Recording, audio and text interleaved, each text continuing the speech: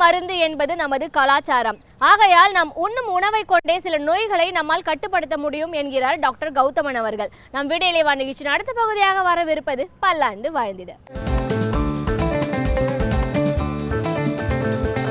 அன்பான கலைஞர் தொலைக்காட்சி நேயர்களுக்கு என்னுடைய இனிமையான காலை வணக்கங்கள். இன்றைக்கி நம்ம பார்க்கக்கூடிய தாவரத்துடைய பெயர் வெள்ளருகு அப்படின்னு சொல்லக்கூடிய செடி வகை தாவரம். வெளிர் பச்சை நிறமான இலைகளை கொண்டு அடுக்கு இலைகளை கொண்டு வளரக்கூடிய தாவரம். வெண்மை அல்லது சாம்பல் நிறமான பூக்களை கொண்டு வளரக்கூடிய ஒரு தாவரம் சொல்லலாம். பொதுவாக தமிழகத்தில் எல்லா ஊர்களிலும் வளரக்கூடிய தாவரத்தில் இந்த வெள்ளருகு மிக முக்கியமான ஒரு தாவரம் சொல்லலாம். வெள்ளருகளுடைய பயன்கள் அப்படின்னு சொல்லும்போது பார்த்திங்கன்னா, பெரும்பாலும் உடலில் இருக்கக்கூடிய நச்சுத்தன்மையை நீக்குவதில் இந்த வெள்ளருகு ஒரு மிகச்சிறந்த மருந்துன்னு சொல்லலாம்.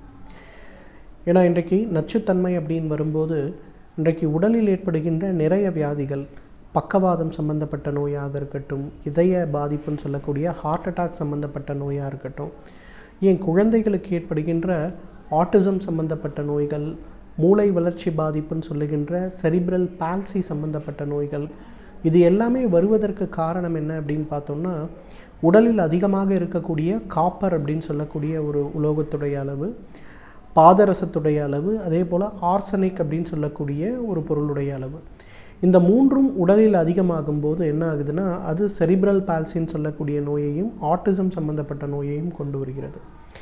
பொதுவாகவே நிறைய மாடர்ன் மெடிசன் ரிலேட்டடான டாக்டர்ஸ் ஆட்டிசம் சம்பந்தப்பட்ட நோயும் செரிப்ரல் பால்சி சம்பந்தப்பட்ட பிரச்சனைகளும் வரும்போது ஆயுர்வேத மருத்துவம் அணுகுகின்ற மாதிரி உடலில் இருக்கக்கூடிய நச்சு பொருட்களை நீக்குவதில் அதிக கவனம் செலுத்துவது கிடையாது. அதனால் என்ன ஆகுதுன்னா, அந்த ஆட்டிசம் நோயும் சரி, செரிப்ரல் பால்சி நோயும் சரி, அவர்களுக்கு குணமாவது அப்படிங்கிறது மிகப்பெரிய கேள்விக்குறியாக இருக்கிறது. ஆனால் ஆயுர்வேத மருத்துவத்தில் அந்த மாதிரி நோய் இருக்கவர்கள் யாராவது வரும்போது, இந்த ஆட்டிசம் அப்படிங்கிறது குழந்தைகளுடைய பேச்சு வராமல் இருக்கும், குழந்தைகளுடைய மூளை வளர்ச்சி குறைவாக இருக்கும், குழந்தைகள் ஒவ்வொரு விஷயத்தையும் புரிந்து கொள்வது மிக கடினமாக இருக்கும், சோஷியலைசேஷன் சொல்லுவாங்க, அந்த குழந்தைகள் மற்றவர்களுடன் புதிதாக வரக்கூடிய ஆட்களுடன் பேசுவது மிக குறைவாக இருக்கும்.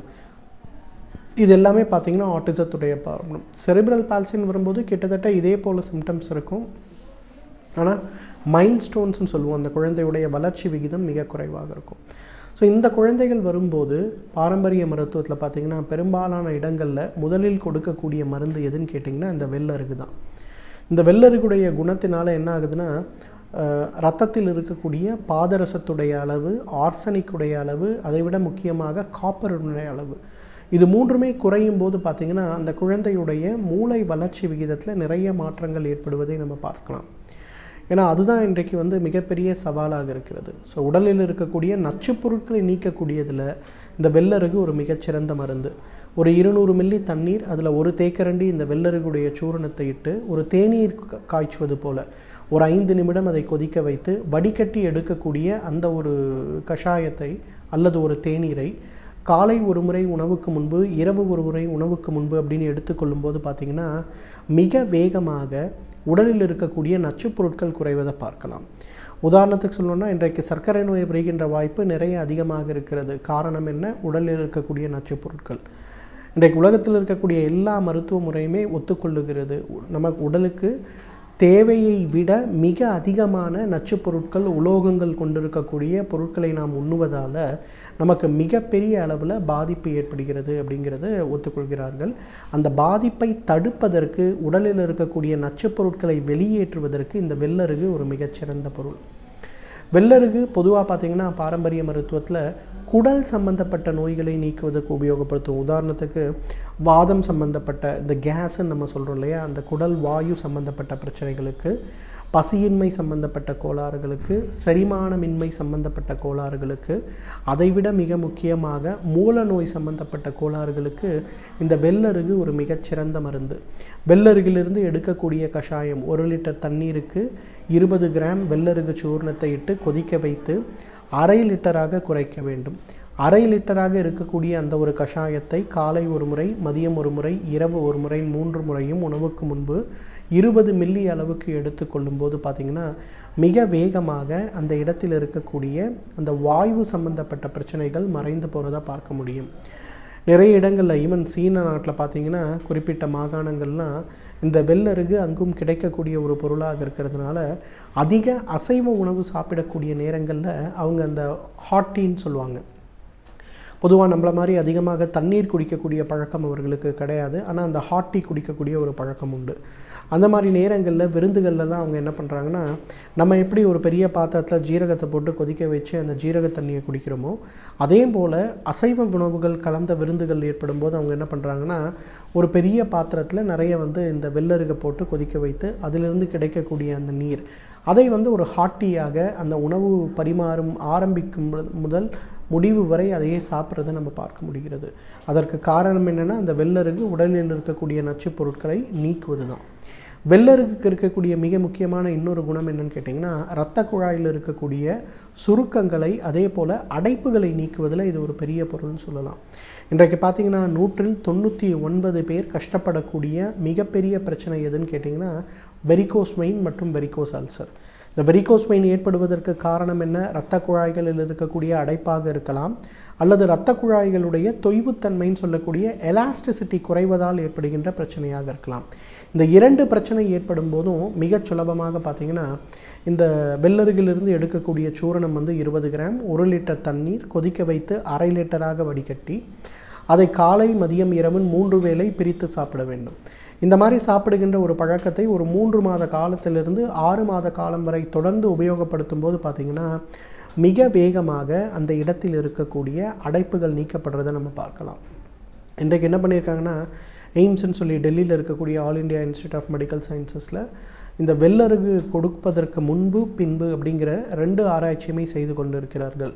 வெரிகோஸ் வெயின் சம்பந்தப்பட்ட அல்லது இதய அடைப்பு சம்பந்தப்பட்ட, இரத்த குழாய்களுடைய அடைப்பு சம்பந்தப்பட்ட, சர்க்குலேட்டரி சிஸ்டம் சொல்லக்கூடிய இரத்த குழாய் மண்டலம் சம்பந்தப்பட்ட உறுப்புகளோடு பிரச்சனையோடு யாராவது வரும்போது அவர்களுக்கு வெள்ளருகு கஷாயத்திலிருந்து எடுக்கக்கூடிய அந்த ஒரு மருந்தை கொடுப்பதற்கு முன்பு பின்பு அப்படிங்கிற மாதிரி 3 மாத கால இடைவெளியில் ஒவ்வொரு முறையும் அவங்கள டெஸ்ட் எடுத்து பார்க்கும்போது ஏற்படக்கூடிய மாற்றங்கள் என்ன அப்படிங்கிறத பற்றி ரொம்ப அழகாக அவங்க டாக்குமெண்ட் பண்ணியிருக்காங்க.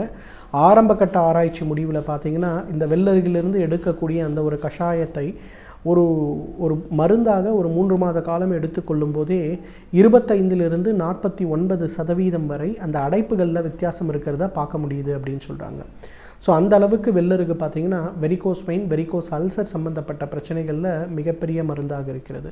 ஸோ இந்த வெள்ளருகை பொறுத்தவரையிலும் உடலில் இருக்கக்கூடிய நச்சுப் பொருட்களை நீக்குவதற்கும், குறிப்பாக குழந்தைகளுக்கு ஏற்படுகின்ற ஆட்டிசம் மற்றும் செரிப்ரல் பால்சி சம்பந்தப்பட்ட பிரச்சனைகளுக்கும், வெரிகோஸ் அல்சர், வெரிகோஸ் வெயின் சம்பந்தப்பட்ட பிரச்சனைகளுக்கும் இயற்கை கொடுத்திருக்கின்ற மிகச்சிறந்த அருமருந்து.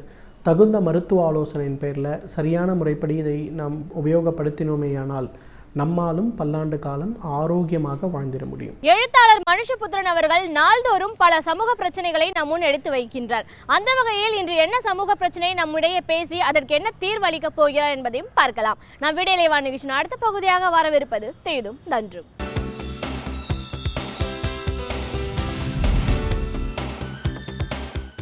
வணக்கம் நண்பர்களே, இன்னும் ஒரு இனிய காலை பொழுதில் தேதும் நன்றும் நிகழ்ச்சியில் உங்களை சந்திப்பதில் மிக்க மகிழ்ச்சி அடைகிறேன்.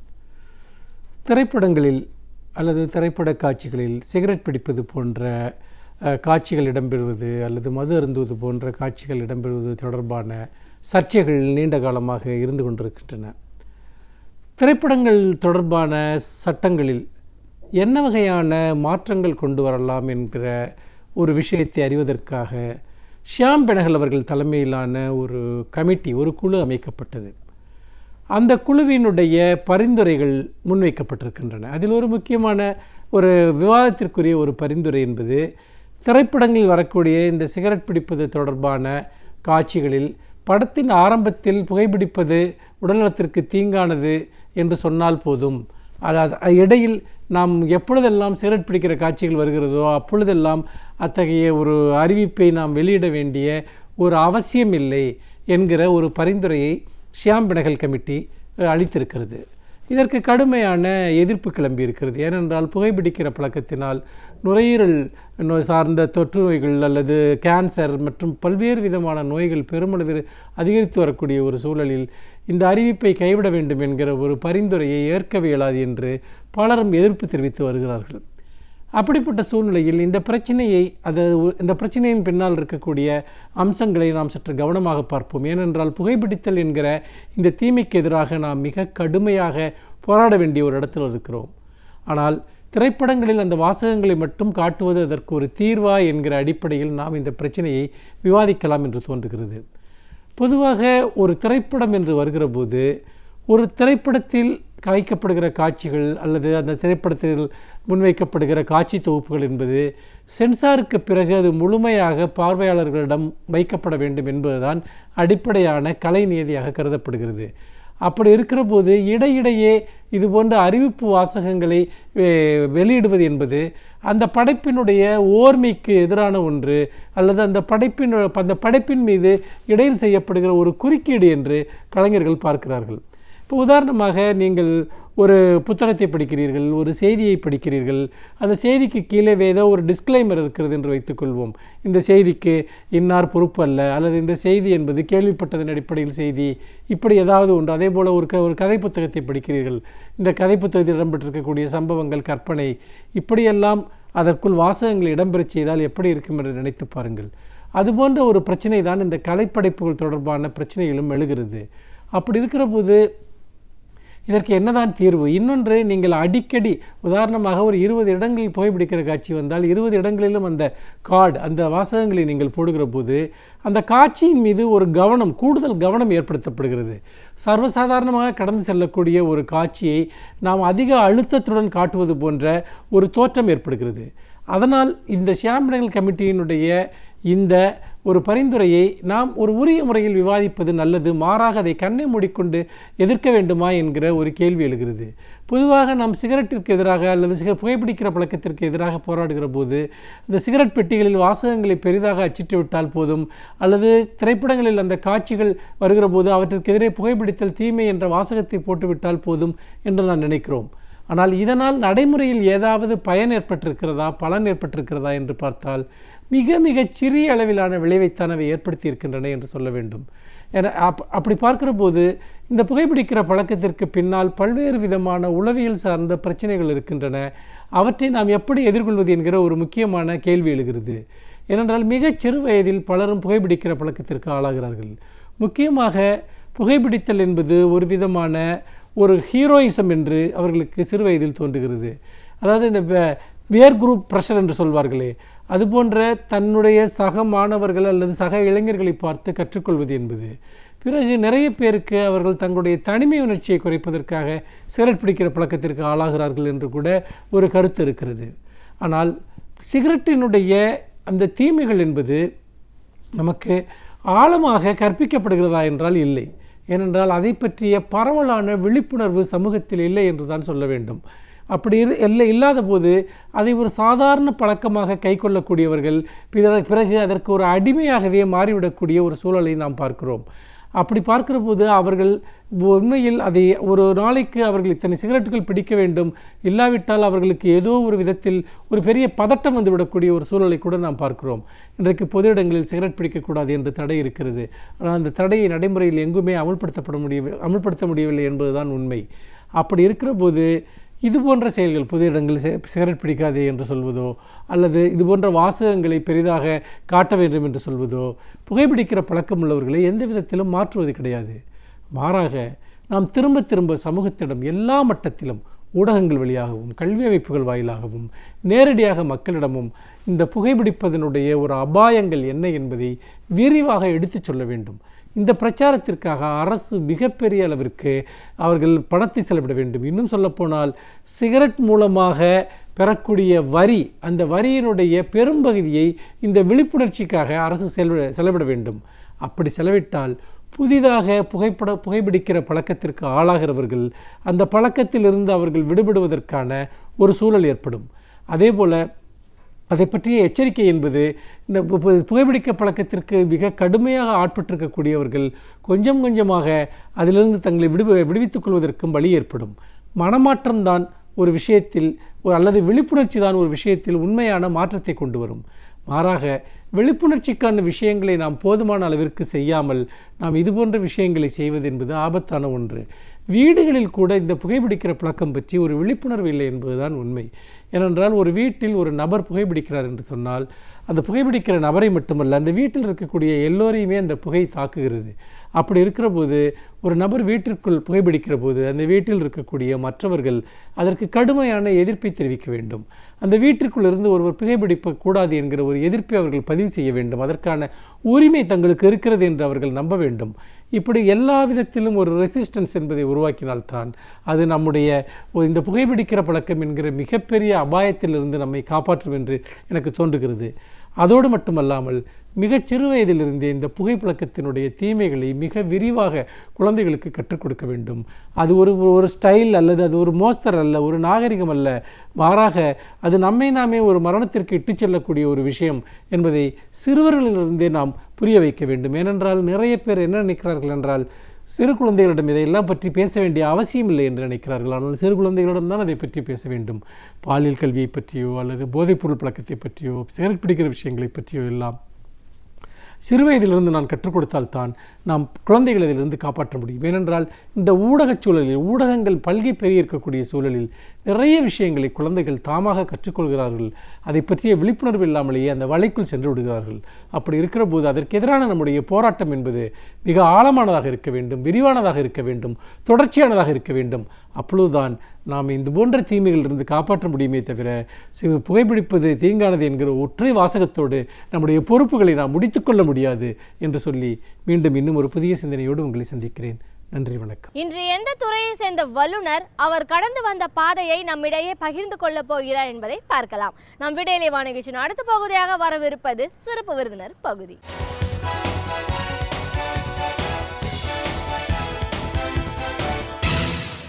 வணக்கம் நேயர்களே, விடியலே வா நிகழ்ச்சியின் சிறப்பு விருந்தினருக்கான நேரம் இது. இன்றைய சிறப்பு விருந்தினர் மண் மற்றும் நீர்வள ஆய்வாளர் டாக்டர் எம் சிங்காரவேலன். மண், நீர், இதோட வளம் அப்படிங்கிறது எவ்வளோ தூரம் முக்கியத்துவம் வாய்ந்தது, சுற்றுச்சூழல் பாதிப்பினால இது எந்த அளவுக்கு சீர்கேடு அடைஞ்சிருக்கு, நம்மளுடைய சுற்றுச்சூழலை பாதுகாப்பாக வச்சுக்க வேண்டிய அவசியம் என்ன, அதற்காக இவர் செய்த ஆராய்ச்சிகள் என்ன, இப்படி பல விஷயங்களை நம்ம அவர்கிட்ட கேட்டு தெரிஞ்சுக்கலாம். வணக்கம் சார். வணக்கம். மண் மற்றும் நீர்வள ஆய்வாளர் அப்படிங்கிற முறையில் எங்கள் நிகழ்ச்சிக்கு உங்களை நாங்கள் முதல்ல வரவேற்கிறோம். வணக்கம். ஆய்வாளர் அப்படின்னு நம்ம சொல்லும்போது இன்னைக்கு இருக்கிற தேவைகளில் ரொம்ப ரொம்ப ஒரு முக்கியமான ஒரு பணியை நீங்கள் செஞ்சிட்ருக்கீங்க. இந்த ஆராய்ச்சி ரொம்ப முக்கியத்துவம் வாய்ந்தது.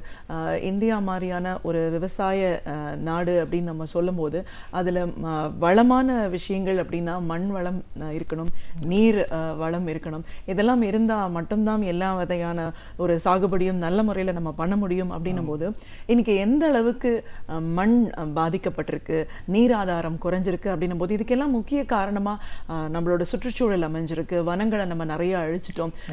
அதெல்லாம் வளர்க்க வேண்டிய அவசியம் என்ன இருக்கு, இந்த மாற்றங்கள்னால நம்மளோட இந்த சமூகம் எவ்வளவு தூரம் பாதிப்படைஞ்சிருக்கு, இதிலிருந்து மீட்டு வரணும் அப்படின்னும் போது நீங்க பண்ண ஆய்வுகள்ல ஒரு தோட்டக்கலை சார்ந்து சொல்லணும்னா பூச்சிக்கொல்லி மருந்துக்கான ஒரு புதிய கண்டுபிடிப்புகளை நீங்க உருவாக்கியிருக்கீங்க. அதை பத்தி ஒரு புத்தகம் கூட எழுதியிருக்கீங்க. இதெல்லாம் நம்ம சரியா வச்சுக்க வேண்டிய அவசியம் என்ன, எந்த முறைகள் எல்லாம் இதை நம்ம வளமாக்குறதுக்கான வாய்ப்புகள் இருக்கு, இப்படி பல விஷயங்களை கருத்துக்களை எங்க நேர்களோட நீங்க முக்கியமா பகிர்ந்துக்கணும் சார். முதல்ல ஒரு மண் நீர் வள ஆய்வாளர் அப்படிங்கிற முறையில மண் நீர் வளத்தோட முக்கியத்துவம் பத்தி சொல்லுங்க. இப்போ மேடம், ஒரு மனிதனுக்கு உடம்பு எப்படி தேவையோ காற்றும் மண்ணும் வந்து அவசியம் மேடம். இதில் வந்து பார்த்தீங்கன்னா நம்ம 3 தோலுரை மாதிரி மேடம். அதாவது பார்த்தீங்கன்னா மண், சோறு இல்லாமல் சித்திரம் வரைய முடியாது, மண் இல்லாமல் விவசாயம் செய்ய முடியாது.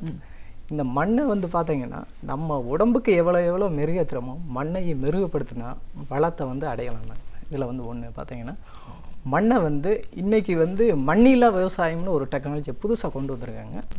அந்த மண்ணில்லாத டெக்னாலஜிக்கும் வந்து பார்த்தீங்கன்னா கோர்பித்து தென்னை நார் அந்த டெக்னாலஜி சேர்த்து தான் அந்த அந்த கோர்பித்து எதில் விளையிறதுன்னு பார்த்தீங்கன்னா தென்னை மரத்தில் விளையுது. தென்னை மரம் விளையிறதுக்கு மண் தேவை வந்து அந்த மாதிரி சார்ந்த விஷயங்கள் வந்து இன்றைக்கி மக்கள் வந்து மண்ணை மறந்து இன்னும் பார்த்தீங்கன்னா மெயினாக வந்து காடுகளை அழிச்சிட்டாங்க. காடுகளை அழிக்க விட்டு பார்த்தீங்கன்னா நிலப்பரப்புகள் வந்து குறையுது. இன்றைக்கி நாட்டினுடைய எடுத்துக்கிட்டிங்கன்னா 75% நீர், 25% நிலப்பரப்பு. இந்த பார்த்தீங்கன்னா இன்றைக்கி வந்து 4% நிலப்பரப்பே காணும். என்னன்னு பார்த்தீங்கன்னா நம்ம காடுகளில் இருக்கக்கூடிய வன வளங்களை வந்து மனிதன் தன் தேவைகளுக்கு அழுத்துக்கொள்கிறான். அதேமாரி அந்த விலங்குகள் வந்து நம்மளை நோக்கி வருகின்றது. அதனுடைய தாக்கம் தான் இதனுடைய ரீஆக்ஷன் எல்லா இதுவுமே சார்ந்தது. வந்து இந்த நீரை பார்த்தீங்கன்னா இன்றைக்கி இருக்கக்கூடிய கண்டெய்ன்ஸில் வந்து 70% வந்து அந்த தொற்று நோய்கள் வந்து நம்ம இன்றைக்கி 70% வந்து அசுத்தமான நீரையே பருகின்றோம்.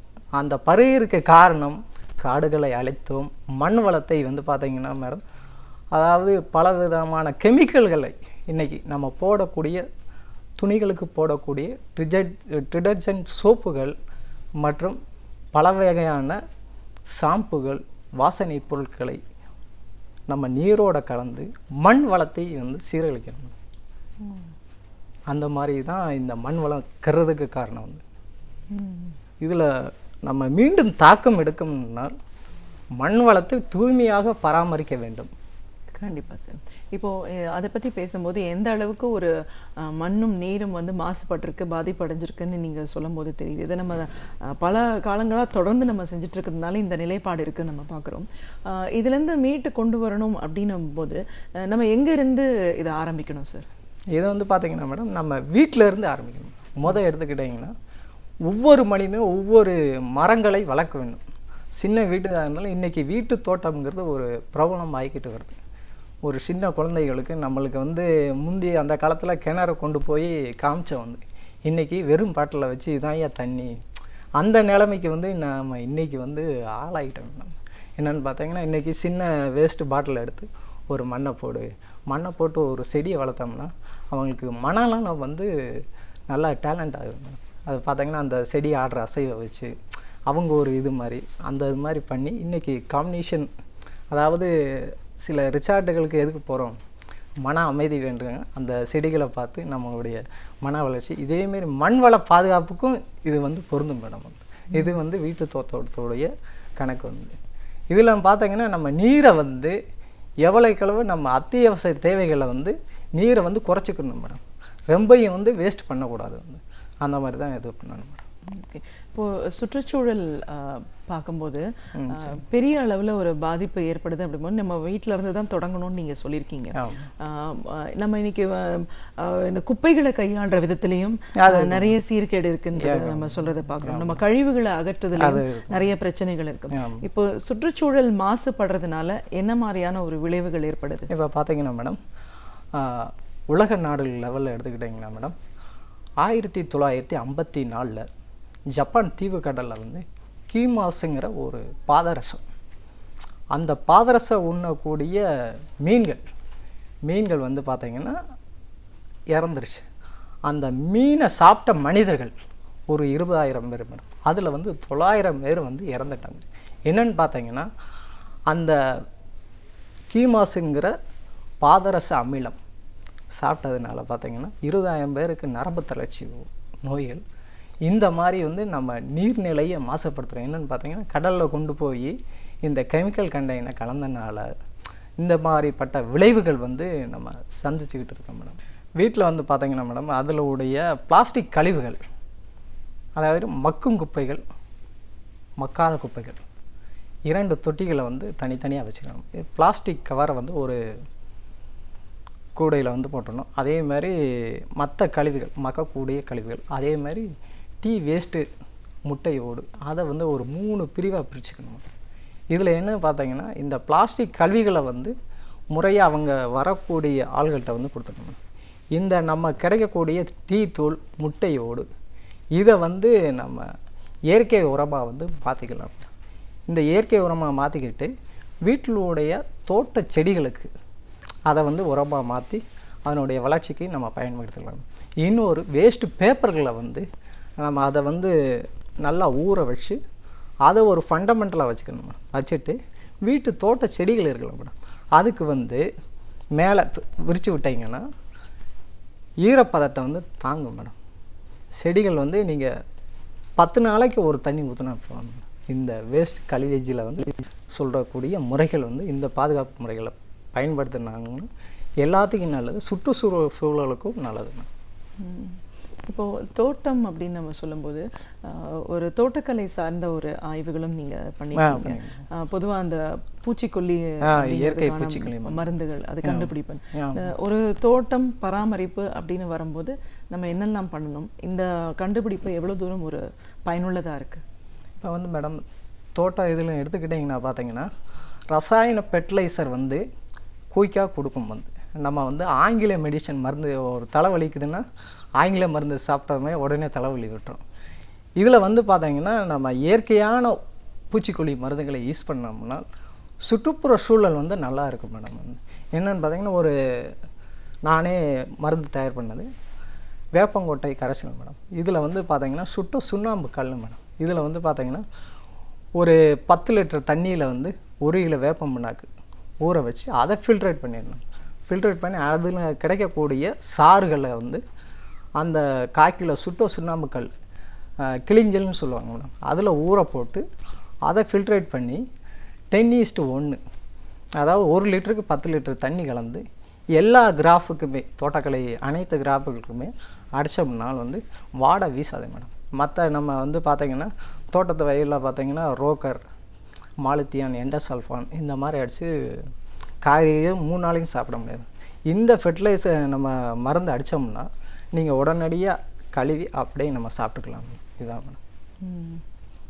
இப்போ மண் நீர் வளம் அப்படின்னு நம்ம பேசும்போது நீரோட்டம் சார்ந்த ஒரு பணியும் நீங்கள் பண்ணிட்டு இருக்கீங்க. நிலத்தடியில் எந்தெந்த இடத்துல வந்து நீரோட்டம் அதிகமாக, இது எப்படி பண்ணுறீங்க சார்? இது வந்து மேடம் நான் வந்து பாரம்பரிய முறையிலையும் பண்ணுறேன் மேடம். ஒரு வகையான மீட்டர் வந்து ஆய்வு பண்ணி மத்திய அரசால் பேட்டர்ன் ரைட்டு உரிமைக்கு 90% அனுப்பியிருக்கேன் மேடம். இன்னும் 10% வரல. அதை வச்சு ஒரு 160 வகையான நிலத்தடி நீரோட்டம் வந்து கண்டுபிடிச்சிருக்கேன் மேடம். வந்து என்னென்னு பார்த்தீங்கன்னா நிலத்தடி நீரோட்டம் பார்த்தீங்கன்னா கண்ணுக்கு தெரியாத நிலத்தடி நீரோட்டங்கள் அடியில் இருக்கு மேடம். பழங்கால முறையில் எடுத்துக்கிட்டிங்கன்னா கவக்குச்சி மேடம், வேப்பங்கவக்குச்சி. எந்த இடத்துல அதிகமாக நீரோட்டம் இருக்கோ அந்த கவக்குச்சியானது அப்படியே ரோலிங் அடிக்கணும். அது ஒரு முறை. தேங்காய் வச்சுருப்பாங்க மேடம், கையில் அப்படியே கொண்டு போய் எந்த இடத்துல 60% மேலே இருக்கோ தேங்காய் வந்து அப்படியே நிற்கும் மேடம். அது ஒரு வகையான நீரோட்டம். அதே மாதிரி கொத்தனார் பயன்படுத்தக்கூடிய தூக்கு குண்டு ரசமட்டம் சொல்லுவாங்க மேடம். அந்த ரசமட்டம் குண்டு வந்து பார்த்திங்கன்னா எங்கே நீரோட்டம் அதிகமாக இருக்கும் ரவுண்டிங் அடிக்கும் மேடம். அப்படியே சல்னு வந்து ரவுண்டிங் அடிக்கும். அதேமாரி பார்த்திங்கன்னா மேடம் நம்ம விளக்கமாற குச்சி தென்னங்குச்சிம்பாங்க. வந்து எங்கே நீரோட்டம் அதிகமாக இருக்கோ 70% இருக்கும் அந்த விளக்கமாற குச்சி தரையை தொடும் மேடம். நான் வந்து ஒரு 18 வகையான இதில் வந்து நீரோட்டம் வந்து ஆய்வு பண்ணி அதனுடைய ஒரு புக்லேட்டே போட்டு உறுதிப்படுத்திருக்கேன் மேடம். மாவட்ட ஆட்சித்தலைவர்கிட்டே பாராட்டுவாங்க மேடம். இது பார்த்தீங்கன்னா ரொம்ப குடிநீர் தட்டுப்பாடு எங்கள் கிராமத்து பக்கத்து கிராமத்தில் நைட்டு 1 மணிக்கு என்னை அழைக்கிறாங்க மேடம். நான் தூங்கிட்டு இருக்கேன். சார் கலெக்டர் வராரு பார்த்தீங்கன்னா காலி கூடத்தோடு வந்து மக்கள் உட்காந்துட்டாங்க மேடம். எப்படின்னாச்சும் வந்து கண்டுபிடிச்சி தரணும் அப்படின்னு நான் கிட்டத்தட்ட ஒரு 2 மணி நேரமாக போராடிடுறேன் மேடம். வேறு அதுக்கடுத்து பண்ணி முடித்து இந்த இடத்துல போடுங்க அப்படின்னு மிஷினை உடனடி கொண்டு வந்துட்டாங்க மேடம். அந்த மாதிரி போட்டு நீரை எடுத்து கொடுத்து அதுக்கடுத்து எனக்கு 4-5 மணி நேரம் ஆயிடுச்சு மேடம். அந்த மாதிரி பல ஆய்வுகள்லாம் பண்ணிக்கிட்டு வரேன் மேடம். அந்த மாதிரி இப்போ இந்த மலைப்பாங்கான இடம் அந்த ராக்கி பிளேசஸ்லாம் மலை நீர் இது கண்டுபிடிக்க முடியுமா? இந்த மாதிரியான பண்ணலாம் மேடம். பண்ணி கொடுத்துருக்கேன் மேடம். வந்து மேற்கு தொடர்ச்சி மலையில் சதுரகிரி மலை இருக்கலாம் மேடம், அங்கேயே பண்ணி கொடுத்துருக்கேன் மேடம். அங்கே வந்து பார்த்தீங்கன்னா மலைப்பாங்கான இடத்துல வெறும் 18 அடியிலே தண்ணி வந்துடும் மேடம். மலை அடுக்கல் பார்த்தீங்கன்னா உங்களுக்கு மண் வகைகள் வந்து இம்மி அடுக்கல்னு சொல்லுவாங்க மேடம்.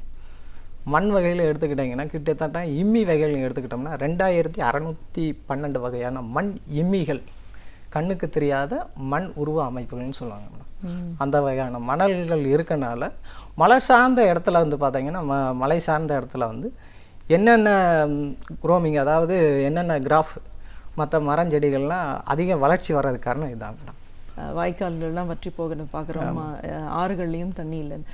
இப்போ இந்த மாதிரியான ஒரு சூழலில் நம்ம மண் வளமாக்கினா மறுபடியும் நீரோட்டம் வர்றதுக்கான வாய்ப்புகள் இருக்கா? அதை எப்படி செய்ய முடியும்? இப்போ வந்து மேடம் மண்ணை வளமாக்கணும்னா வந்து தண்ணி தான் வந்து மெயின் வந்து தேவை மேடம்.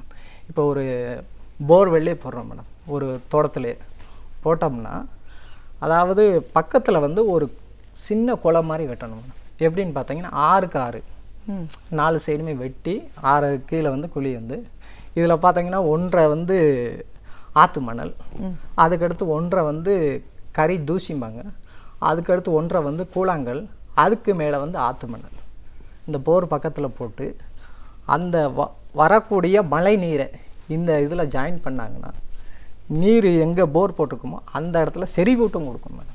இந்த கனெக்ஷன் நம்ம வந்து ஒரு பெட்டில் வந்து தண்ணியை ஊற்றுறோம் பாய்ச்சதில் அதை உறிஞ்சி வச்சுக்கலாம் மேடம். அதே மாதிரி இந்த நீர் செறிவூட்டம் பண்ணோம்னா இந்த நீர் ஓட்டம் வந்து அதிகமாக கிடைக்கும் மேடம். நீரை வச்சு நம்ம வந்து மண் வளத்தை வந்து கரெக்டாக பயன்படுத்திடலாம்.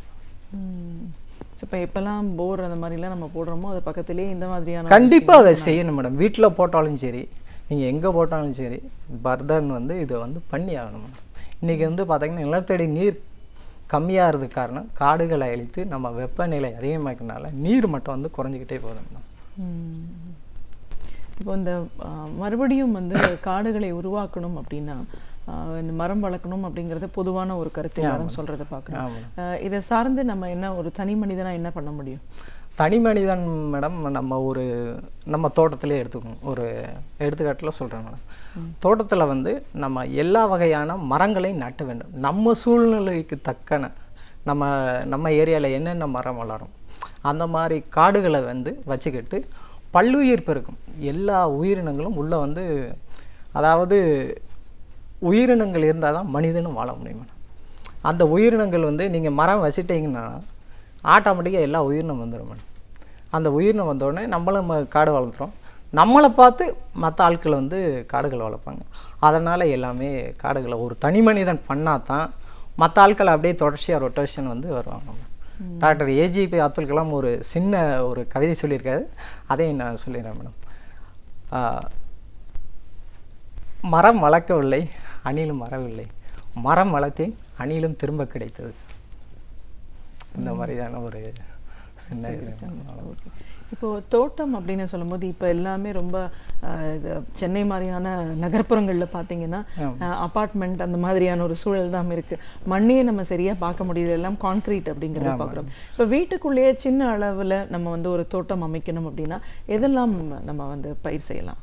இப்போ மேடம் வந்து வீட்டு தோட்டம்னு மொட்டை மாடி தோட்டம்னு வச்சுக்கோங்க. மாடி தோட்டம்னே வச்சுக்கிறோம். வந்து ஒரு சின்ன ஒரு ஸ்கொயர் ஃபீட்டுன்னு வச்சுக்கோங்க. வந்து அதில் வந்து நம்ம அதாவது வீடையும் பாதிக்கக்கூடாது, தண்ணியும் உள்ளே போகக்கூடாது. இதுக்குன்னு வந்து க்ரோபோக் பாலிமர் ஷீட்டுன்னு ஒன்று இருக்குது. அது என்னென்னு பார்த்தீங்கன்னா மேலே வந்து மேல் அடுக்கு வந்து லைட்டாக பாலித்தீன் போட்டிருக்கோம். வந்து கீழே வந்து சீட்டு மாதிரியே இருக்கும். வந்து அதை நம்ம யூஸ் பண்ணிக்கிட்டு நீங்கள் வந்து வேஸ்ட்டான ஃபண்டமெண்டல் என்னென்னு பார்த்தீங்கன்னா நம்ம சிமெண்ட் சாக்கு இருக்கணும் மேடம், அரிசி சாக்கு, நம்ம 1 லிட்டர் தண்ணி கேனு, இதில் வந்து நம்ம மணலில் வந்து பார்த்தீங்கன்னா ரொம்பையும் மணல் இருக்கக்கூடாது மேடம்.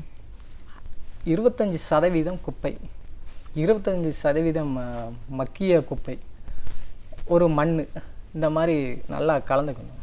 கலந்துட்டு நம்ம காய்கறி பயிர்கள், வீட்டுக்கு தேவையான காய்கறி பயிர்கள், ஒரு சுரைக்காய், அவரை, வெண்டை, இந்த மாதிரி இது நட்டி வளர்க்கணும்னா வீட்டு தோட்டத்துக்கும் யூஸ் ஆகிக்கிறோம். இந்த மாதிரி பார்த்தீங்கன்னா இன்றைக்கி வந்து தொட்டிகள் செடிகள்னு அதிகமாக வச்சுருக்காங்க வீட்டில் மேடம். அதேமாதிரி வேஸ்ட்டு ஃபண்டமெண்டல் நம்ம டீ தூள் இதெல்லாம் வந்து இதுக்கு உரமாக கொடுத்துக்கலாம். இந்த மாதிரி பண்ணோம்னா வீட்டு தோட்டத்தில் வந்து நம்ம வந்து காய்கறி செலவை வந்து கண்டிப்பாக குறைக்கலாம் மேடம். நீங்கள் காய்கறி வந்து மாதத்துக்கு எப்படியும் 3 ரூபாய்க்கு வாங்குவீங்க, இதை நம்ம பராமரித்தோம்னா நம்மளுக்கும் நல்லது, வீட்டுக்கு நல்லது, செலவும் கம்மியாக பண்ணலாம் மேடம். இதுதான் வீட்டு தோட்டத்துடைய கணக்கு. இப்போ நம்ம ஒரு பெரிய அளவில் ஒரு தோட்டம் வைக்கணும் அப்படின்னும் போது முதல்ல நம்ம மண் பதப்படுத்தணும்னு சொல்லுவாங்க தெரியுமா? மண் சமப்படுத்துறது அது எப்படி சார், எந்த மாதிரியான ஒரு மணல் வகையெல்லாம் போட்டு நம்ம சரிப்படுத்த முடியும்? இப்போ வந்து பார்த்தீங்கன்னா மேடம், அதாவது தமிழ்நாட்டில் எடுத்துக்கிட்டிங்கன்னா ஒரு 4 வகையான மண் வகைகள் காணப்படுது. கரிசல், செம்மண், கரிசல் சார்ந்த வண்டல் மண், செம்புரை, கரிசல் அந்த மாதிரி வகையான மண் இருக்குது. நம்ம உடம்பை எப்படி செக் பண்ணுறோம் மருத்துவத்துறையில், ப்ளட் சுகர் இருக்கா, இந்த இது இருக்கா, யூரின் எவ்வளோ இருக்குது, இதே மாதிரி அதேமாதிரி மண்ணை வந்து எடுத்தோடனே டெஸ்ட் பண்ணணும் மேடம். அந்த மண்ணில் வந்து என்னென்ன சத்துக்கள் வந்து கம்மியாக இருக்குது அதை நான் வந்து நம்ம எப்படி கொண்டு வரணும் அப்படின்னா மண் ஆய்வுன்னு ஒன்று இருக்குது மேடம். அதை வந்து பார்த்தீங்கன்னா மண் பரிசோதனைன்னு சொல்லுவாங்க மேடம், சாயில் டெஸ்ட் அவேர்னஸ் அப்படிம்பாங்க. பார்த்தீங்கன்னா ஒரு நிலத்தில் வந்து வி வடிவ சைஸில் மேடம் மண் வெட்டியை வச்சு வி வடிவ சைஸில் ஒரு 1/2 அடி ஆழத்துக்கு ஃபஸ்ட்டு இங்கிட்ட எடுக்கணும், அதாவது 4 திசையிலையும் எடுக்கணும். எடுத்து 5வது திசை நடுவுலையும் இருக்கணும். அந்த 5 திசையிலையும் எடுக்கிற மண்ணை வந்து மொத்தமாக குமிச்சிடணும். குமிச்சிட்டு 4 பிரிவாக பிரிச்சிடணும். பிரிச்சுட்டு 2 வந்து ஒதுக்கிடணும் மேடம். இந்த சைடு இருக்கக்கூடிய மண்ணை வந்து நம்ம மண் டெஸ்ட்டுக்கு வந்து கொடுத்தாங்க மேடம். மண் டெஸ்ட்டில் எடுத்துக்கிட்டிங்கன்னா கிட்டத்தட்ட வந்து 32 கனிமங்கள் வந்து அதில் இருந்தாங்க. அந்த 32 கனிமங்கள்லேயும் ஒரு 12% குறைஞ்சாலும் பல்வகையான பயிர் நோய்கள் வந்து தோன்றும் மேடம். அந்த நோய்கள் தோன்றி மனிதனுக்கும் நோய்கள் உண்டாகும். இப்போ இந்த மண் சார்ந்த ஆய்வுகள் அப்படிங்கும்போது உங்களுடைய ஆய்வு முடிவுகள் என்ன? என்னுடைய ஆய்வுகள் வந்து மிக மிக எளிமையானது மேடம். ஒரு மண் எடுத்துக்கிட்டிங்கன்னா நான் வி சைஸில் வெட்டி அவங்களே கொண்டு வந்துடுவாங்க. உடனடி பரிசோதனை விவசாயிகளுக்கு உடனடியாக சொல்லிடுறேன் மேடம். இந்த மண்ணில் வந்து இன்ன சத்து கம்மியாக இருக்குது, இந்த மாதிரி வந்து இயற்கை உரங்களை சேருங்கன்னு தான் நான் சிபாரிசு பண்ணேன் மேடம். மற்ற கெமிக்கல் ஃபர்டிலைசர் மற்ற இதெல்லாம் போடுறதுக்கு வந்து நான் சிபாரிசு பண்ண மாட்டேன் மேடம். அந்த மாதிரி ஆய்வுகளை தான் நான் பண்ணிக்கிட்டு இருக்கேன். இது வரைக்கும் வந்து அந்த மாதிரி எந்த ஒரு காலேஜ் நிகழ்ச்சியாக கூட்டாலும் சரி, விவசாயிகளுக்கும் சரி, இந்த மாதிரி ஆய்வுகள் பரிந்துரைகள்லாம் சொல்கிறேன் மேடம். இந்த இயற்கை உரங்கள் அப்படின்னு நம்ம சொல்லும்போது நாமளாவே அதை உருவாக்கிக்க முடியும்னு நிறைய பேர் இப்போ சொல்கிறாங்க. நீங்களும் சில அந்த மருந்துகளே, பூச்சிக்கொல்லி மருந்துகளே இயற்கையாக கண்டுபிடிச்சிங்க.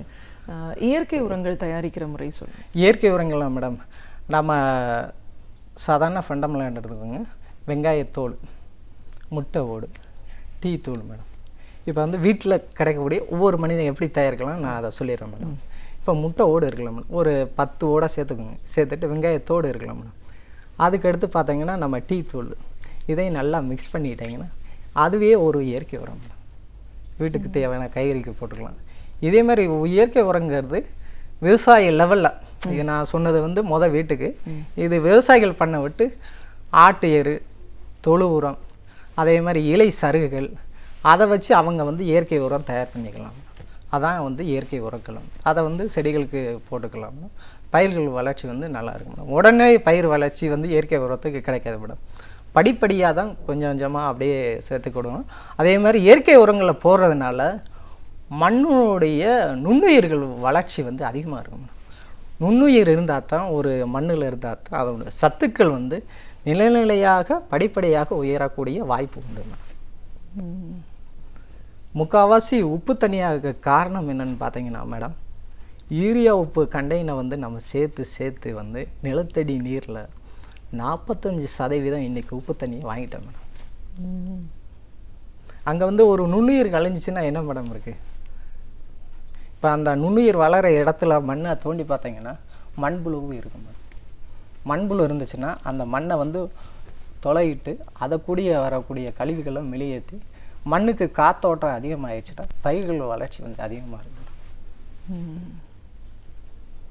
நுண்ணுயிர்களோட வளர்ச்சி வந்து ரொம்ப ரொம்ப தேவையாக இருக்குது. கண்டிப்பாக வேணும் மேடம். சொல்லும்போது இப்போ இந்த உரம் பற்றி சொன்னீங்க, அதை வீட்லேயே நம்ம தயாரிக்கணும். இதை எப்படி சார் இப்போ ஒரு பெரிய அளவில் செய்கிறோம் அப்படின் போது நம்ம வீட்லேயே ஒரு பெரிய கொடி மாதிரி தோண்டி அதுலேயே வச்சு பண்ண முடியுமா, இல்லை வெளியிலேருந்து நம்ம உருவாக்கிட்டு வரணுமா? மக்கர் குப்பைகளை நம்ம அங்கேயே சேகரிச்சுட்டு வரலாமா? இல்லை மேடம், வீட்டில் வந்து நீங்கள் சிம்பிளாக தயார் பண்ணலாம். நான் சொன்னேன் இல்லை மேடம், இந்த முட்டையோடு இது வெங்காயத்தோடு இதை வந்து பார்த்தீங்கன்னா நீங்கள் சாதாரணமாக வெளியில் பெரிய லெவலில் கொஞ்சம் பண்ண விட்டு வீட்டில் வந்து ஒரு தோட்ட லெவலில் பண்ண விட்டு பார்த்தீங்கன்னா சின்ன வேஸ்ட்டு இது மாதிரி வச்சுக்கோங்க. இல்லைன்னா சிம்பிளாக சொல்லிடுறேன் மேடம். உடஞ்ச குடம் இருக்கலாம் மேடம், அந்த குடத்தில் வந்து வந்து வெங்காயத்தோடு போட்டுக்கோங்க.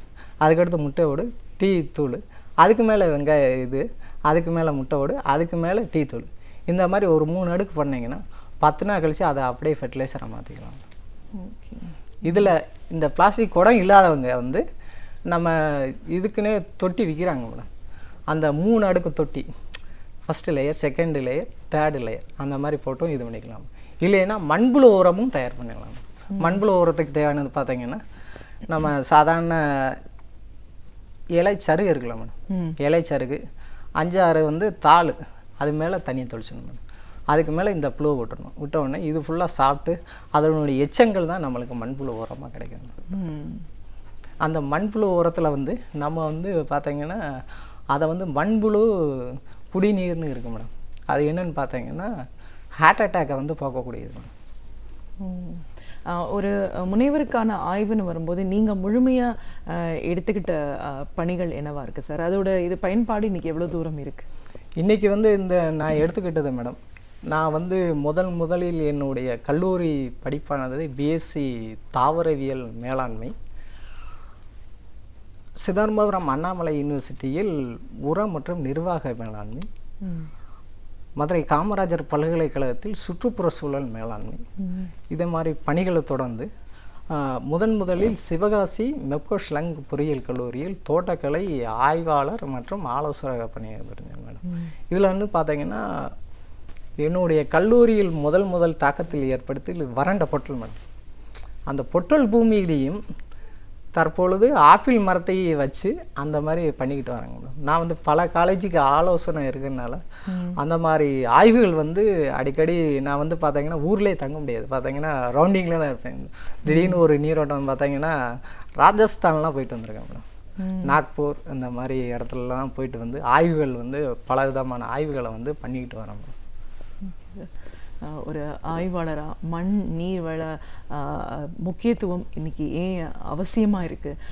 மண் எந்த அளவுக்கு ஒரு சீர்கேடு அடைஞ்சிருக்கு, நிலம் எவ்வளோ தூரம் பாதிக்கப்பட்டிருக்கு, அதுக்கு நம்ம காடுகள் அடிக்கிறது தான் முக்கிய ஒரு காரணமாக இருந்திருக்கு. அதை நம்ம மறுபடியும் திருப்பி கொண்டு வர வேண்டிய அவசியத்தில் இருக்கோம். ஏன் எவ்வளோ தூரம் இருக்கும்?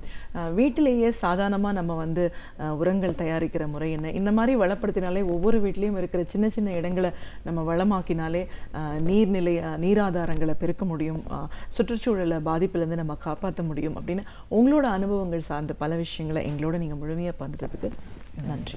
என்னுடைய பேசாளத்துக்கு கலைஞர் தொலைக்காட்சி நிலையத்துக்கு மிகவும் பணி சார்ந்த நன்றியை தெரிவித்தேன். நன்றி.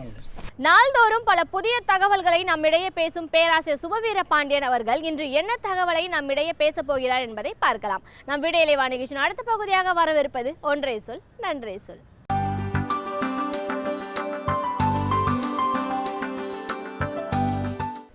அனைவருக்கும் என் அன்பு வணக்கம். தமிழில் அறிவியல் நூல்கள் மிக குறைவாகத்தான் இருக்கின்றன என்ற ஒரு குறை நம் மீது இருக்கிறது. அப்படியே இருந்தாலும் அவை மொழிபெயர்ப்பு நூல்களாக இருக்கின்றனவே தவிர தமிழிலேயே எழுதப்பட்ட நூல்களின் எண்ணிக்கை குறைவுதான்.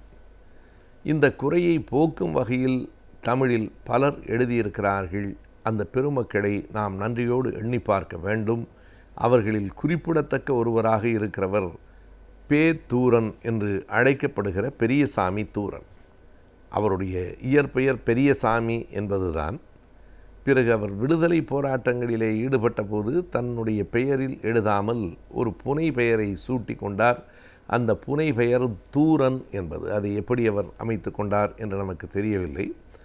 தொலைவாக இருக்கிறவன் என்கிற பொருளிலா அல்லது தொலைவானவைகளை கண்டுணர்ந்து கொள்ளுகிறவன் என்கிற முறையிலோ அவர் தனக்கு தூரன் என்று பெயர் சூட்டி கொண்டார்.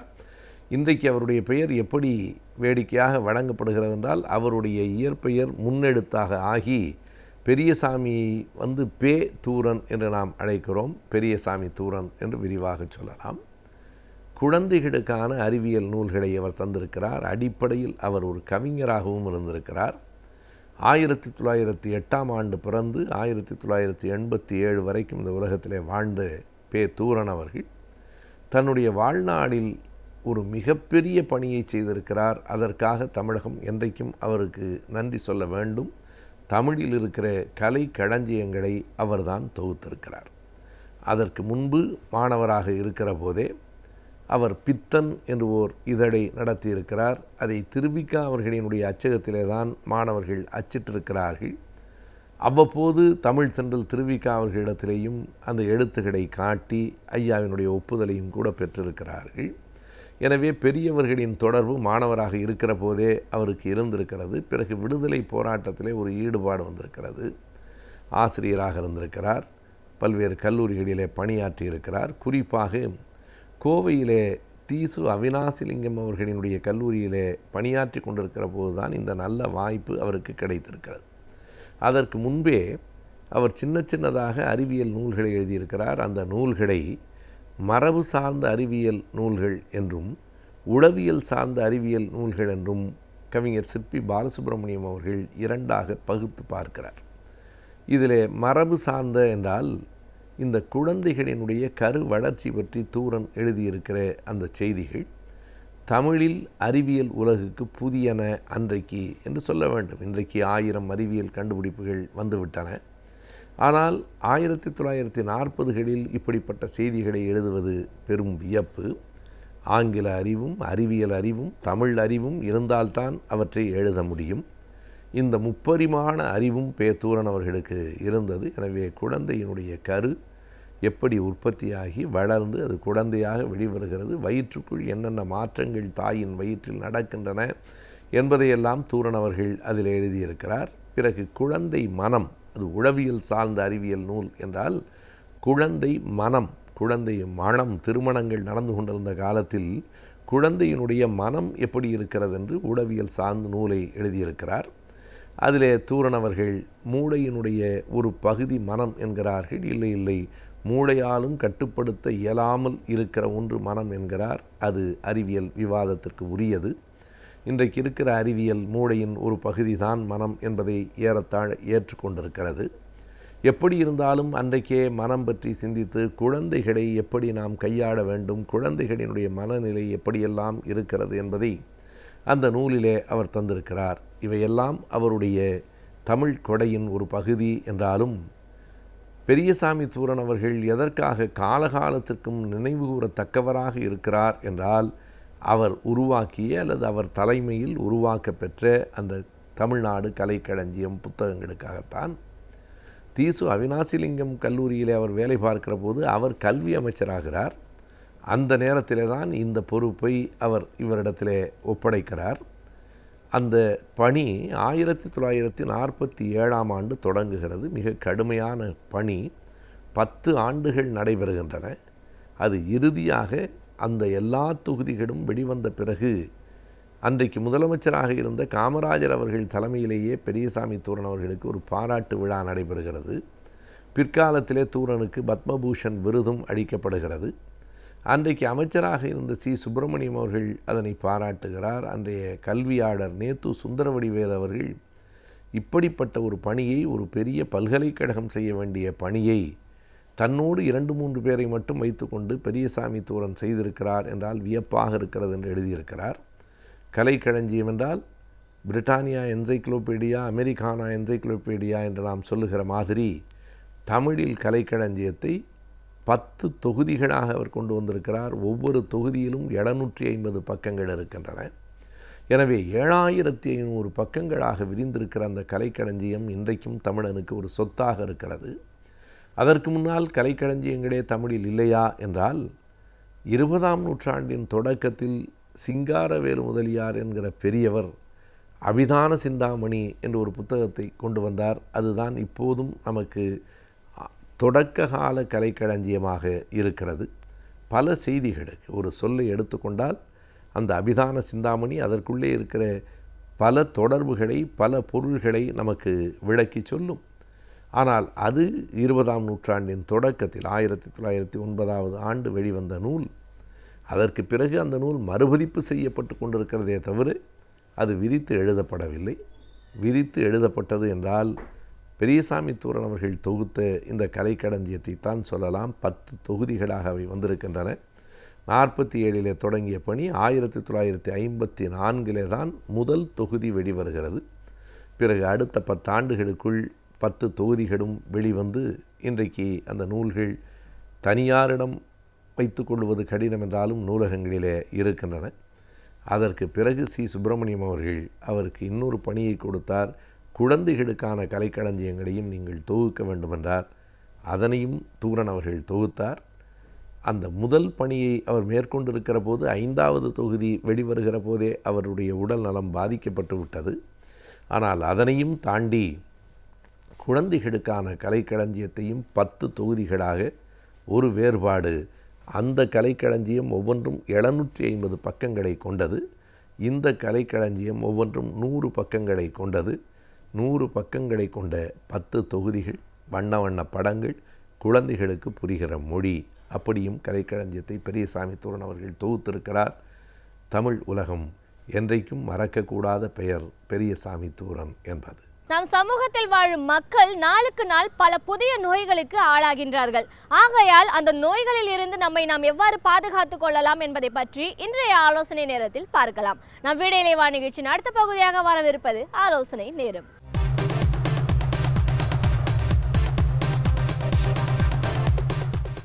வணக்கம். நம்ம கடந்த பல வாரங்களாக இந்த சர்க்கரை நோயை பற்றி நம்ம விரிவாக பார்த்து கொண்டிருக்கோம். சென்ற வாரத்தில் சர்க்கரை நோயும் இருதயமும் அப்படிங்கிற நம்ம ஒரு தலைப்பில் பார்த்தோம். இன்று சர்க்கரை நோயும் சிறுநீரகங்கிற தலைப்பை பார்ப்போம். பொதுவாக பார்த்திங்கன்னா நம்ம இருதயத்தில் வர்ற ப்ராப்ளங்கள் எல்லாமே ஒரு சடனாக வரும், ஆனால் மேசிவாக வரும். அதாவது சொல்லுவாங்க வெட்டு 1 துண்டு 2ன்னு சொன்ன மாதிரி இந்த இதய ப்ராப்ளத்தில் ஒன்று அந்த அட்டாக்கை கரெக்டாக கண்டுபிடிச்சி நம்ம ட்ரீட்மெண்ட் பண்ணோம்னா நார்மல் பர்சன் மாதிரியே மாறிடுவோம். ஒருவேளை அந்த அட்டாக்கு டைம் எடுத்து நம்ம இது பண்ணோம்னா அதனுடைய விளைவுகள் கடுமையாக இருக்கும். ஆனால் இந்த சிறுநீரகத்தை பொறுத்தவரை பார்த்திங்கன்னா சிறுநீரகம் சர்க்கரை நோயால் பாதிக்கப்படுவது ரொம்ப ஸ்லோவாக நடக்கும். அது ரொம்ப நம்மளுக்கே அறியாமல் நடக்கக்கூடிய ஒன்று. ஒரு பேஷண்ட் சிறுநீரக வியாதினால் பாதிக்கப்பட்டு குறிப்பாக கால்கள்லாம் வீக்கம் வரும்பொழுது தான் நம்மளுக்கு பெரும்பாலும் நம்மளுக்கு தெரிய வாய்ப்பு இருக்குது. அந்த மாதிரி கால்கள் வீக்கம் வரும்பொழுது பார்த்திங்கன்னா சிறுநீரகத்தினுடைய 60 to 70% அதனுடைய செயல்பாடு முற்றிலுமாக பாதிக்கப்படுதுங்கிறது தான் உண்மை. அதனால் சிறுநீரகத்தை பொறுத்தவரை எந்த அளவுக்கு நாம் முன்னேற்பாடாக சிறுநீரகத்தினுடைய செயல்பாட்டை நாம் கண்காணிக்கிறோமோ அந்தளவுக்கு நம்மளுக்கு நல்லது. பெரும்பாலும் பார்த்திங்கன்னா சிறுநீரகத்துக்கு நம்ம ரொம்ப அவ்வளோ மிக முக்கியத்துவம் கொடுக்கறதில்ல. ஆனால் தற்போது சில வருடங்களாக ஒரு விழிப்புணர்வின் காரணமாக நான் பார்க்குறேன் நிறைய பேர் சரி எனக்கு ஒரு கிட்னி யூரியா கிரியாட்டினின் பண்ணி பார்த்துருங்க அப்படின்னு சொல்கிற அந்த ஒரு விழிப்புணர்வு வந்திருக்குது. இது உண்மையிலேயே நம்ம ஒரு வரவேற்கத்தக்க ஒன்று. பொதுவாக பார்த்திங்கன்னா வருடத்திற்கு ஒரு 2 முறையாவது அந்த யூரியா கிரியாட்டின் சொல்லப்படக்கூடிய அந்த உப்புன்னு நம்ம தமிழில் சொல்லுவோம், இந்த யூரியா கிரியாட்டின் சொல்லப்படக்கூடிய அந்த பரிசோதனையை செய்து கொள்வது நல்லது. இதுதான் சிறுநீரகத்தினுடைய செயல்பாட்டை நம்மளுக்கு சொல்லுது. இந்த யூரியா அண்டு கிரியாட்டினின் இந்த பரிசோதனை பார்க்கறதுல ஒரு சின்ன சிக்கல் என்னென்னா, யூரியா கிரியாட்டினுடைய அளவு அதிகமாகும் பொழுது சிறுநீரகத்தினுடைய செயல்பாடு குறையுது அப்படிங்கிறது நம்ம கண்கூடாக பார்க்குறோம். ஆனால் இந்த யூரியா கிரியாட்டினின் அதிகமாகும் போது சிறுநீரகத்தினுடைய செயல்பாடு கிட்டத்தட்ட 50% மேலே பாதிக்கப்படும் பொழுது தான் இந்த யூரியா கிரியாட்டினின் நம்ம உடம்புல அதிகமாக ஆரம்பிக்குது. இப்போ அந்த சமயத்தில் நம்ம சிறுநீரகத்தினுடைய செயல்பாட்டை பழைய முறையில் நார்மலாக கொண்டு வர்றதுங்கிறது ரொம்ப கடினமான காரியமாக இருக்குது. அதற்காக தான் சிறுநீரகம் ஆரம்பத்திலேயே பாதிக்கப்படுவதை கண்டுபிடிப்பதற்கு ஏதாவது ஒரு பரிசோதனை இருக்குதுன்னு பார்த்திங்கன்னா அதுதான் நம்ம யூரின் மைக்ரோஅல்புமினூரியான்னு சொல்கிறோம். அதாவது என்ன கண்டுபிடிச்சிருக்காங்கன்னா சர்க்கரை நோயாலையும் சரி அல்லது உயர் ரத்த அழுத்தம்னு சொல்லக்கூடிய அந்த பிபினாலையும் சிறுநீரகம் பாதிக்கப்படும் பொழுது அந்த சிறுநீரகத்திலிருந்து புரதம் யூரின் வழியாக நம்மளுக்கு கசிகிறது. அப்போ நம்ம ஒரு சிம்பிளாக ஒரு 50 ரூபா யூரின் டெஸ்ட் எடுத்து பார்த்து அதில் புரதம் ஒரு வேளை நம்மளுக்கு லீக் ஆச்சுன்னா நம்ம ரொம்ப எச்சரிக்கையாக இருப்பது நல்லது. ஒருவேளை இந்த புரதம் லீக் நார்மலாக பார்த்திங்கன்னா யூரினரி இன்ஃபெக்ஷனில் கூட வரலாம். ஒருவேளை யூரினரி இன்ஃபெக்ஷன் உங்களுக்கு யூரின் போகும்போது எரிச்சல்லாம் எதுவும் இல்லை, அடிவயிறு வலி இல்லை, ஃபீவர்லாம் எதுவும் இல்லை, யூரின் இன்ஃபெக்ஷன் சம்மந்தப்பட்ட எந்த அறிகுறியும் இல்லாமல் தானாகவே புரதம் உங்களுக்கு சிறுநீரில் கசியுதுன்னா அப்போ நீங்கள் ரொம்ப எச்சரிக்கையாக இருக்கணும். ஒருவேளை நம்மளுடைய சிறுநீரகங்கள் சர்க்கரை நோயாலோ அல்லது உயர் ரத்த அழுத்தத்தினாலோ பாதிக்கப்பட்டிருக்கா என்பதை நம்ம கண்டறிவது ரொம்ப மிக அவசியம். இன்னொரு விஷயம் என்னென்னா, இந்த சிறுநீரகத்தில் இந்த புரதம் கசியறது பார்த்திங்கன்னா அது சிறுநீரகம் ஒரு 5 to 10% பாதிக்கப்படுவதற்கு முன்பாகவே இந்த புரதம் கசிகிறது. இந்த புரதம் கசிகிறத நம்ம விரைவாக அதை கண்டுபிடிச்சி அதற்கு உண்டான ஒரு மாற்று ஒரு சிகிச்சை முறைகளை நம்ம செய்யும் பொழுது உடனே அந்த சிறுநீரகம் தன்னுடைய செயல்பாட்டில் அது தன்னுடைய தக்க வைக்குது. இதற்காக தான் நாங்கள் என்ன பண்ணுறோம், இந்த யூரின் மைக்ரோஅல்புமினூரியா டெஸ்ட்டை நாங்கள் பண்ணுறோம். யூரின் மைக்ரோஅல்புமினூரியாவில் ஏதாவது ஒரு அறிகுறி தெரிஞ்சதுன்னா அப்போ நம்மளுக்கு பழையபடி அந்த சிறுநீரகத்தை செயல்பட வைப்பது நம்மளுக்கு எளிது. ஆனால் அதே சிறுநீரகம் யூரியா கிரியாட்டினின் எலிவேட் அதிகமாகிற அளவுக்கு உங்களுக்கு சிறுநீரகம் பாதிக்கப்படும் பொழுது அப்பொழுது சிறுநீரகத்தை பழையபடி செயல்பட வைப்பதுங்கிறது ரொம்ப ரொம்ப கஷ்டம். ஏன் இந்த சிறுநீரகத்துக்கு நம்ம இவ்வளோ தூரம் ரொம்ப மிக முக்கியத்துவம் கொடுக்க வேண்டிய அவசியம் என்னென்னா, சிறுநீரகம் ஒருவேளை நிரந்தரமாக பாதிக்கப்பட்டுருச்சுன்னா அதற்கான உணவு கட்டுப்பாடு முறைகள் ரொம்ப ஒரு கடினமான விஷயம். என்னென்னு பார்த்தீங்கன்னா, இந்த கிரியாட்டினின்லாம் ஒரு 2.5 நார்மல் வேல்யூ பார்த்திங்கன்னா 1 to 1.2, இந்த 2.53 லெவல் அதிகமாகும்போது என்ன ஆகும்போது முதல்ல பார்த்திங்கன்னா தண்ணீரினுடைய அளவை நாங்கள் கண்ட்ரோல் பண்ண சொல்லுவோம். தண்ணீரினுடைய அளவு ஒரு நாளைக்கு 1 லிட்டர் தான் எடுக்கணும். எவ்வளோ ஒரு கடினமான விஷயம். அது கோடை காலமாக இருந்தாலும் சரி, குளிர்காலமாக இருந்தாலும் 1 லிட்டர். சில சமயம் சிறுநீரகம் ரொம்ப கடுமையாக பாதிச்சிருக்கும் போது வெறும் 500 ml தான் நாங்கள் எடுக்க சொல்லுவோம். ஸோ அதனால் இந்த சிறுநீரகத்தை எப்படியாவது பாதுகாக்க வேண்டியது நம்மளுடைய கடமை. 1. 2வது என்னென்னு பார்த்தீங்கன்னா, எல்லோரும் விரும்பி சாப்பிடக்கூடிய, அவங்க வெஜிடேரியனாக இருந்தாலும் சரி, நான் வெஜிடேரியனாக இருந்தாலும் சரி, அந்த சிறுநீரகத்தினுடைய செயல்பாடை பாதிக்கும் பொழுது முக்கியமாக புரதச்சத்து மிகுந்த உணவுகளை நம்ம அவாய்ட் பண்ண சொல்லுவோம். அந்த புரதச்சத்து மிகுந்த உணவுப் பொருட்கள் எதில் இருக்குதுன்னு பார்த்தீங்கன்னா, நிறைய பயிர் வகைகள் இருக்குது. தட்டைப்பயிறு, பச்சைப்பயிறு, இந்த கொண்டைக்கடலை, இதிலெல்லாம் இருக்குது. நார்மலாக பார்த்திங்கன்னா ஒரு சுகர் பேஷண்ட்டுக்கு இந்த தட்டைப்பயிறு, பச்சைப்பயிறு, பயிர் வகைகள் நல்லா சாப்பிடுங்கன்னு சொல்லுவோம். ஆனால் அதே அவர்களுக்கு சிறுநீரகம் பாதிக்கப்படும் பொழுதே முதல்ல இந்த பயிர் வகைகளை நீங்கள் குறைச்சிக்கங்கன்னு சொல்லுவோம். அதே மாதிரி நான் வெஜிடேரியன் அசைவ உணவு பிரியரில் பார்த்திங்கன்னா, இந்த அசைவ உணவு வகைகளில் நிறைய உங்களுக்கு புரதச்சத்து இருக்குது. அப்போ நாங்கள் சொல்கிற ஒரு பெரிய ஒரு எச்சரிக்கை என்னென்னா, இந்த அசைவ உணவுகளை நீங்கள் உடனடியாக நிறுத்தணும்னு சொல்லுவோம். ஸோ இதை தான் நாங்கள் உணவு கட்டுப்பாடுன்னு சொல்கிறோம். பாருங்கள், முதல்ல சில பேர் என்கிட்ட ட்ரீட்மெண்ட்டுக்கு வரும்போது, இந்த என்ன டாக்டர் ரொம்ப டயபெட்டிக் டயட் கொஞ்சம் கஷ்டமாக இருக்க அப்படின்னு சொல்லுவாங்க. அப்போ நான் இதை தான் கம்பேர் பண்ணி சொல்லுவேன். இங்கே பாருங்கள், சிறுநீரகம் பாதிக்கப்படும் பொழுது தண்ணியினுடைய அளவை குறைக்க வேண்டியது இருக்குது.